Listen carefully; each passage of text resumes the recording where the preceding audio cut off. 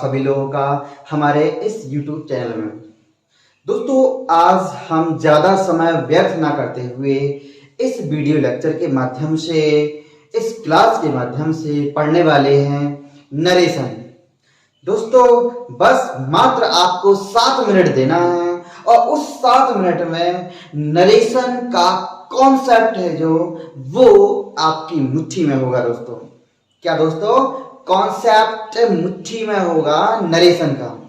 दोस्तों, वैसे तो हम लोग जानते हैं कि जो नरेशन है ये थोड़ा इतना आसान नहीं है, काफी लेंदी है, लेकिन इतना यदि आप लोग थोड़ा सा भी आप समझदार हैं तो उस लेंदी को, उस कठिन को आप बहुत ही ज्यादा आसान बना सकते हैं। दोस्तों, बहुत आसान सा बन जाएगा यदि आप मनमोहन सर के साथ रहेंगे। और दोस्तों, यदि चैनल पर नए हैं तो चैनल को सब्सक्राइब जरूर करें। दोस्तों, हाँ, तो समय व्यर्थ नहीं करना है, हमें अपने स्क्रीन पर देखना है कि नरेशन। सबसे पहले हम ये जानते हैं कि नरेशन जो होता है, कथन होता है। नरेशन 2 प्रकार का होता है, एक डायरेक्ट नरेशन और एक इनडायरेक्ट नरेशन। डायरेक्ट नरेशन और इनडायरेक्ट नरेशन। दोस्तों, डायरेक्ट नरेशन जो होता है वो होता है प्रत्यक्ष कथन, और जो इनडायरेक्ट नरेशन होता है वो होता है अप्रत्यक्ष कथन। दोस्तों, फॉर एग्जाम्पल मैंने क्या किया कि यहां पर जैसे मैंने कहा कि यहां पर एक लड़की है, गौरीबाई जिसका नाम है, काफी अच्छा नाम है। मैंने गौरीबाई लड़की का नाम रखा, यहां पर रखा क्या, गौरीबाई है, गौरी है। तो गौरीबाई ने एक बात अपनी सहेली, गौरीबाई ने एक बात अपनी सहेली रामबाई से कही। गौरीबाई ने रामबाई से कहा, एक कोई भी बात कही, और उसके बाद जो बात गौरीबाई ने रामबाई से बात कही थी, अब वही बात रामबाई को अलग एक अपनी सहेली से यानी तीसरे व्यक्ति को बताना है। वही बात जो किसने कही थी, गौरीबाई ने रामबाई से कही थी। गौरीबाई ने रामबाई से जो कहा वो तो हो गया डायरेक्ट नरेशन। दोस्तों, प्रत्यक्ष कथन, आमने सामने बात हो रही है, आमने सामने बात हो रही है, बिल्कुल, तो हो गया प्रत्यक्ष कथन। गौरीबाई ने रामबाई से जो बात कही, आपस में आमने सामने बात हुई, वो प्रत्यक्ष कथन, यानी कि वो डायरेक्ट नरेशन है। हम यदि इनडायरेक्ट की बात करें तो इनडायरेक्ट में जो बात गौरीबाई ने रामबाई से कही थी, यदि रामबाई वही बात तीसरी लड़की को या अपनी सहेली को बताए जिसका नाम श्यामबाई है या कोई भी बाई है, तो वही बात तीसरे व्यक्ति को बताएगी, तीसरी लड़की को बता रही है, तो वो क्या हो गया, इनडायरेक्ट नरेशन हो गया, वो अप्रत्यक्ष कथन हो गया। दोस्तों, सबसे पहले इस कॉन्सेप्ट को समझना बहुत जरूरी है। कौन सा कॉन्सेप्ट? कि नरेशन 2 प्रकार के होते हैं, डायरेक्ट नरेशन और इनडायरेक्ट। डायरेक्ट क्या होता है और इनडायरेक्ट क्या होता है, इन दोनों चीजों को आप अच्छे से समझ गए। दोस्तों, समझ गए होंगे। अब हमें करना क्या है, एग्जाम में डायरेक्ट से इनडायरेक्ट नरेशन में चेंज करने के लिए आता है और इनडायरेक्ट से डायरेक्ट में भी आ जाएगा चेंज करने के लिए। लेकिन यदि दोस्तों, यदि हमसे डायरेक्ट से इनडायरेक्ट में यदि चेंज करते बन जाएगा तो इनडायरेक्ट से डायरेक्ट भी चेंज कर लेंगे, कोई दिक्कत नहीं है। जब कपड़े पहनते बन जाते हैं तो उतारते भी बन जाएंगे। दोस्तों, बात सही है कि नहीं? हाँ जी हाँ। तो हम बात करते हैं अब डायरेक्ट नरेशन की। डायरेक्ट नरेशन में दोस्तों 2 पार्ट होते हैं।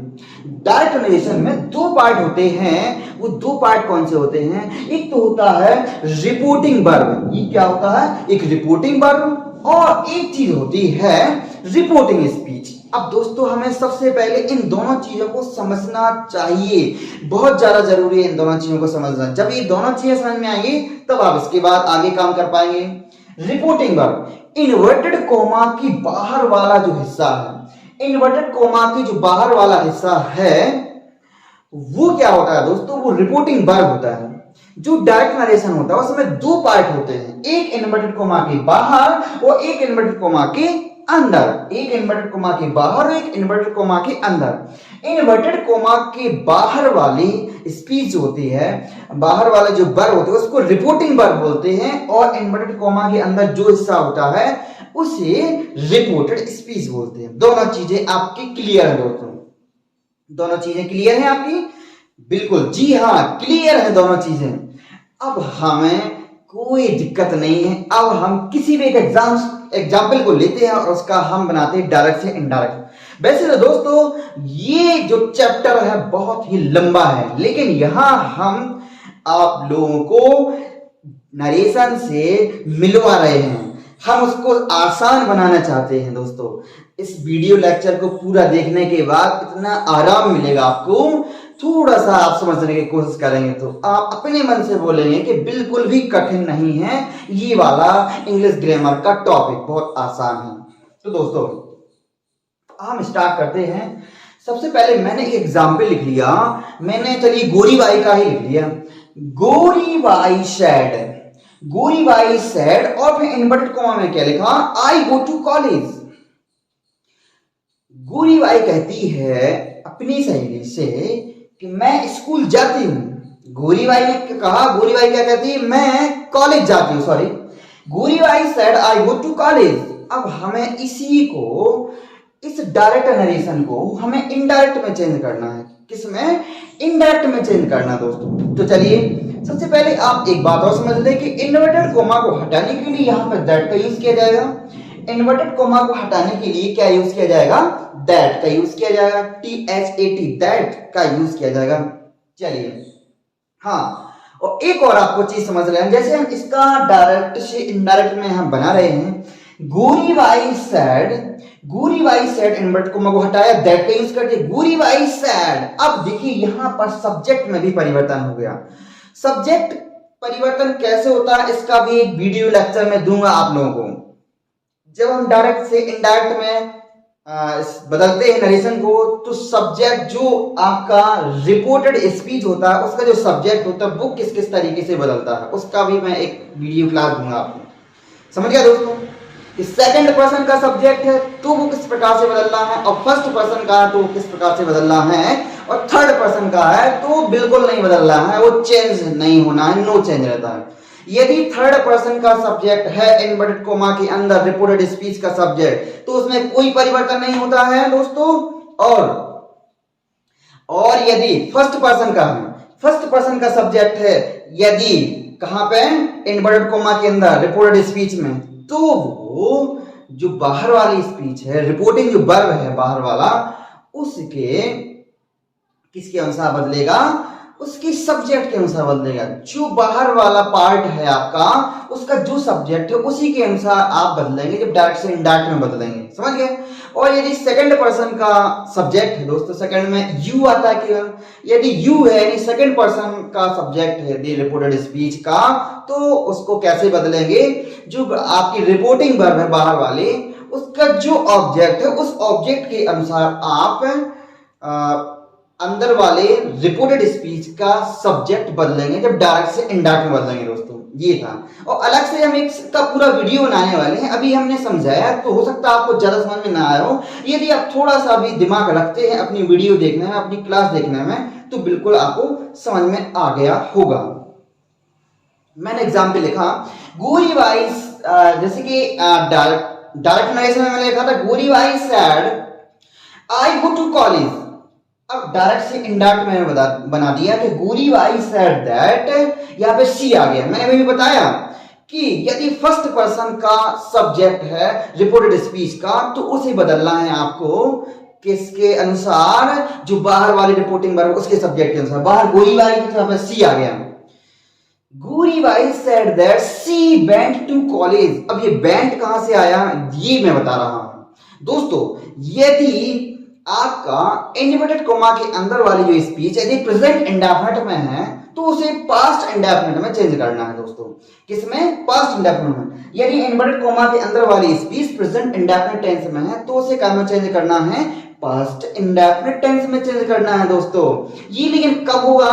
जब ये रिपोर्टिंग वर्ब पास्ट में होगा तभी ऐसा होगा। रिपोर्टिंग वर्ब पास्ट में, सैड लिखा ना यहाँ पे, रिपोर्टिंग वर्ब जब पास्ट में होगा तभी आपको ये काम करना है दोस्तों कि अंदर वाली जो स्पीच है, रिपोर्टेड स्पीच है, यदि वो प्रेजेंट इंडेफिनिट टेंस में है तो उसे पास्ट इंडेफिनिट टेंस में बदलना है।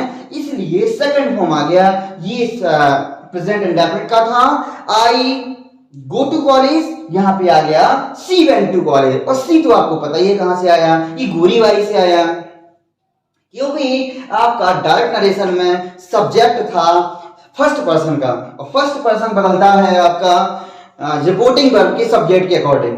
नेक्स्ट एग्जांपल को देखिए। अब एग्जांपल्स को देखते रहना, बिल्कुल लाइन लगाते रहना दोस्तों। एग्जांपल्स को पढ़ना है दोस्तों और अपनी मुट्ठी में करना है आज ये वाला कॉन्सेप्ट जो है नरेशन का, समझ गया। मैंने एक और एग्जांपल लिख दिया, मैंने क्या लिखा, मैंने लिखा दोस्तों यहां पर the girl said, the girl said I take breakfast in the morning, the girl said I take breakfast in the morning। लड़की ने कहा मैं सुबह नाश्ता करती हूं, उसने अपनी सहेली से कहा, लड़की ने कहा कि मैं सुबह नाश्ता करती हूं। अब इसी बात को तीसरे व्यक्ति को बताना है, ये तो हो गई डायरेक्ट बात, अब इसी बात को तीसरे को बताना है दोस्तों। तो द गर्ल सेड दैट,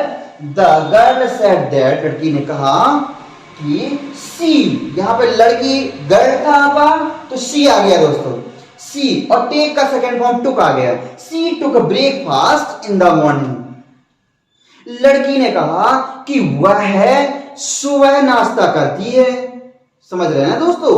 अब क्योंकि ये इनडायरेक्ट बात हो रही है तो वो वहां पे नहीं है।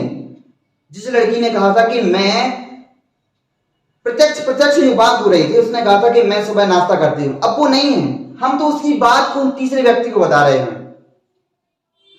उसकी बात को तीसरे व्यक्ति को बता रहे हैं दोस्तों कि लड़की ने कहा कि वह सुबह नाश्ता करती है दोस्तों। नेक्स्ट एग्जांपल की ओर चलते हैं। नेक्स्ट एग्जांपल है they said we play cricket, they said we play cricket, उन्होंने कहा हम क्रिकेट खेलते हैं। अब इसका हमें डायरेक्ट से इनडायरेक्ट बनाना है, तो they said that, inverted comma हटाया, दैट आया, दे सेड दैट दे क्या है, आगे we first person, first person का सब्जेक्ट है यदि, तो उसे कैसे बदलना है दोस्तों, फर्स्ट पर्सन का रिपोर्टिंग वर्ब के सब्जेक्ट के अंदर, रिपोर्टिंग वर्ब का सब्जेक्ट क्या है, दे है, तो दे, इसलिए यहां पे दे आया, समझ रहे हैं ना। तो क्या हुआ यहां पे, they said that they played cricket, they said that they played cricket. जी हाँ, ये रहा दोस्तों डायरेक्ट से इनडायरेक्ट।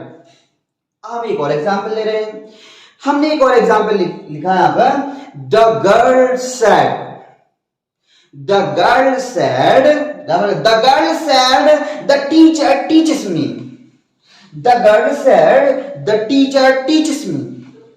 हमें डायरेक्ट से इनडायरेक्ट बताना है, तो the girl said that, that inverted comma को हटाया, दैट आ गया, the girl said that the teacher, यहां पे टीचर जो है थर्ड पर्सन है, इसका सब्जेक्ट ही झुका तो रहेगा, यहां पे कोई परिवर्तन करने की आवश्यकता नहीं है। और टीच का सेकंड फॉर्म लगा दे, taught, the girl said that the teacher taught, और यहां मी है और यहां पे आपको चाहिए हर, क्यों, क्योंकि ये मी आपने पढ़ा होगा, ये मी क्या है, ऑब्जेक्ट फॉर्म है, का आई का मी, यहां यानी कि ये फर्स्ट पर्सन में, पर्सन आप पढ़े होंगे, फर्स्ट पर्सन में, और फर्स्ट पर्सन किसके अनुसार बदल रहा है, रिपोर्टिंग वर्ब के सब्जेक्ट के अनुसार। रिपोर्टिंग वर्ब में सब्जेक्ट क्या है, द गर्ल, लड़की है, इसलिए यहां पे हर आएगा दोस्तों, ये हर आ गया, the girl said that the teacher taught हर, ये रहा दोस्तों। तो ये रहा दोस्तों, इस वीडियो लेक्चर में सिर्फ इतना ही हम पढ़ेंगे, समझ में आ गया।